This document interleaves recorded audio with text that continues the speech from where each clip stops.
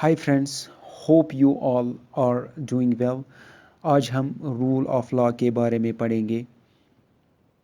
Rule of law का मतलब है कि हुकूमत चलाई जाए कानून के मुताबिक, हुकूमत की जाए कानून के मुताबिक। रूल ऑफ लॉ में आर्बिट्री पावर यानी अपनी मर्ज़ी से ताकत का इस्तेमाल करने की कोई गुंजाइश नहीं है।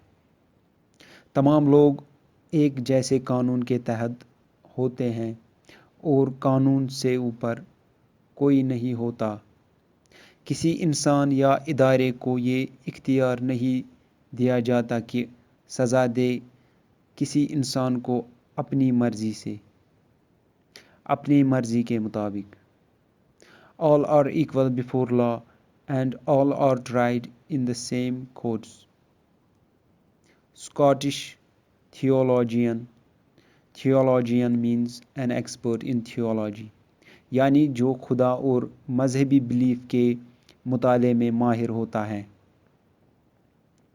सैमुअल रदरफोर्ड ने इस्तेमाल किया रूल ऑफ लॉ को डिवाइन राइट्स ऑफ किंग्स के खिलाफ। डिवाइन राइट ऑफ किंग्स यानी जो बादशाह खुदा की तरफ से हुकूमत करने का दावा करते थे और किसी कानून को नहीं मानते थे। एरिस्टोटल ने कहा कि ये ज़्यादा मुनासिब है कि कानून हुक्मरानी करे बनिस्बत एक शहरी के। It is more proper that law should govern than any one of the citizens. Rule of law का मतलब है कि हर कोई इंसान कानून के तहत हो, बशमूल वो लोग जो कानून बनाते हैं, कानून को नाफिज करते हैं, और जजेस, including people who are lawmakers, law enforcement officials and judges. इस लिहाज से रूल ऑफ लॉ मुख्तलिफ हैं टिरनी से। टिरनी यानी ज़ालिमाना हुकूमत या बादशाहत, जहाँ पर हुक्मरान कानून के ऊपर होता है, कानून से बालातर होता है। Where the rulers are above the law. जैसे प्लेटो ने हिमायत की एक फिलासफर किंग की जो कानून से बड़ा था। जॉन लॉक ने सेकंड ट्रीटीज ऑफ गवर्नमेंट, इसकी किताब में इस मसले पर तबादला ख्याल किया है।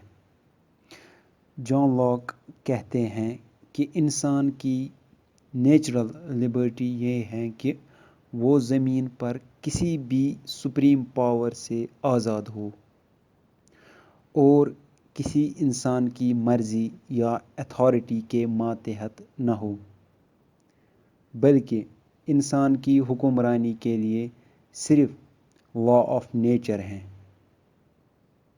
Only law of nature can rule men. Society में इंसान की आज़ादी किसी दूसरे लेजिस्लेटिव पावर के मातहत नहीं है, लेकिन जो इसने रज़ामंदी से कायम की हो, जो इंसान ने खुद कंसेंट से गवर्नमेंट कायम की हो। यूएसए की तश्कील के दौरान 1776 में ये ख्याल पॉपुलर था कि कोई भी कानून से बालातर नहीं है। No one is above the law. For example, Thomas pen ने अपने पैम्फलेट कॉमन सेंस में लिखा कि अमेरिका में कानून बादशाह है। अमेरिका में कानून बादशाह है। In America the law is king. चूँकि एब्सोल्यूट या अनलिमिटेड गवर्नमेंट्स में बादशाही कानून है, लिहाजा آزاد ممالک میں قانون کو بادشاہ ہونا چاہیے اور کوئی دوسرا نہیں ہونا چاہیے. جان Adams. We are a government of laws, not men.